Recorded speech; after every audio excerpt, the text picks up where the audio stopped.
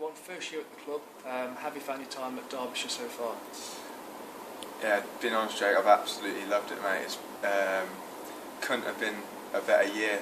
I've settled in so well. Everyone's been incredible with me. The players, the management, the staff around the ground. Everyone's just been great. Obviously, it was a bit of a tough year on the pitch, but personally, in terms of settling in and how I've enjoyed my cricket and enjoyed moving to Derby, it couldn't have worked out much better. Brilliant. Did it help to have sort of, I guess, a brief loan period the year before? I guess you knew some of the lads, met Craig, House, Pipey, people like that. I guess that must have sort of settled into things a little bit. Yeah, definitely. I mean, I look back at that loan period, with fond memories, with everything, how I played, and how I settled into the club. And I honestly believe if I wasn't fortunate to have had that loan period, I wouldn't be sitting here now. So I can only thank Crick really for giving me that opportunity.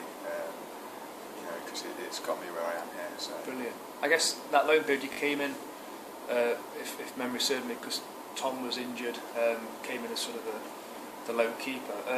How did you find this summer? Because I don't know if you've done it much in the past. You were sort of grazing the outfield, which maybe was a bit of a new role for you. Was it frustrating not to have the gloves at times, or were you just happy to sort of play a role, however sort of cricket matters, felt was right? Well, you know what, I was literally just happy to be playing first team cricket. All I want to be doing is playing cricket. Yes, I am a wicket keeper. I love keeping, and if I ever have a choice to have the gloves, I'll always snatch up the gloves. I'm a keeper, but I took as a real big compliment to be playing just as a batsman. So, although at times, I don't like running from third man to fine leg every over. To be playing as a batsman and the experiences I was put into, and what I learned from that, it can only put me in great stead in the future. Sure. I think from looking, from the outside, and I think you and Tom seem to have a good working relationship. You seem to sort of train pretty well together, and I guess there's a healthy rivalry, but I guess you can spur one another on, sort of. Yeah, in terms definitely. In terms of the future. Definitely. Me and Tom, we've, like you say, we've trained really well together, worked hard together with our cricket, but away from the game as well, off the pitch, we're real good mates, and I think it was very lucky, but we both get on so well, and we've realised it's at the end of the day we are going for one position, or in the end, I was playing alongside Tom, but we only want each other to do really well, and when Tom does well, I'm delighted for him, and I know he feels the same for me. Sure. So he's a real good mate of mine. Brilliant. I guess carrying on from sort of your flexibility within the squad, I mean, you batted from anywhere from 1 to 7 from memory last summer, which I guess highlights again how sort of adaptable you are as a cricketer, and how much the management rate you as a player. But where do you think is your strongest position in the batting line? That's a good question. Like you say, I experienced every position last year, and I had a game opening, and I got so much respect for the openers. I don't know how they do it. But best position is a tough one. I really enjoyed being at 5 actually, but if I was to choose, I would probably still like to stay around 6 or 7, like that wicket keeping spot. Yeah. It's a nice little, ball, a bit of an older ball. We won't, let the gun batsman sort out the new ball, and then you come in a bit later on. That's probably be my choice. Fair enough.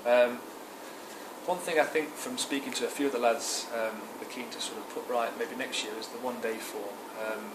Thinking back over the last sort of 7 or 8 years, we've not really featured in the knockout stages of one-day competitions. I know you've had success with Warwickshire in the past. You beat Somerset in a Lord's final, which must have been a brilliant sort of career highlight for you. How do you feel that this bunch of players can go about sort of achieving similar feats that you experienced at Warwickshire? I don't think we're a million miles away, and although, like you said, the last 7 or 8 years of Derbyshire hasn't been great for one-day cricket. I honestly believe with what we've got coming through at the minute, I believe we can do things in one-day cricket, and I think, you know, especially in the 2020 game last year, we showed that at times, especially with the run we went on, and we're not a million miles away, and I think maybe 1 or 2 more years of a bit more experience, you know, understanding certain situations, when to almost grasp the game by the neck, I believe we you know, we'll be there. So, you know, obviously, you know, you always need to be working on your skills. That's one thing that, you know, I didn't play a lot of watching, but when I was fortunate to play that year, we won the CB trophy, and the bowlers and the batsmen just nail their skills all the time, and that's what the lads, we all here, you know, do day in, day out, and working hard towards. So I think if we continue along that path, I don't think we'll be far. I guess it always helps having Ian Bell batting at 3 or 4 whatever. Yeah, does it? Not a shabby guy to come in and peel off a one-day 100. Yeah, it's not, you know, it helps having him and Jonathan Trott in the side. Yeah, exactly. I'm sure it does.